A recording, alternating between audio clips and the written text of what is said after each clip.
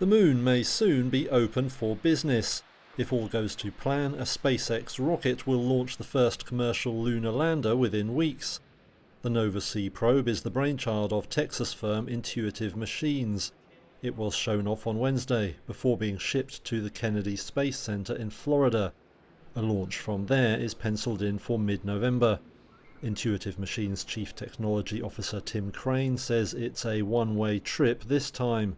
So from the time we launch to the time we land is less than 7 days. Once we're on the surface of the moon, we will operate as long as the sun is in the sky, which for the moon will be about 12 to 13 days. Unfortunately, once the sun goes down, it gets extremely cold at the moon, and the vehicle systems will most likely freeze, and that'll be the end of the first mission. It will not return. The mission is part of NASA's Commercial Lunar Payload Services project.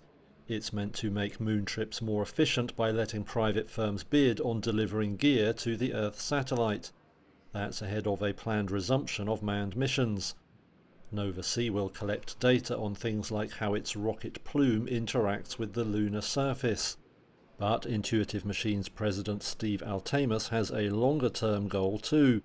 He wants to turn the moon into a profitable destination for private enterprise. Well, now I think about what materials are there at the moon. We're only beginning to understand the materials on the moon.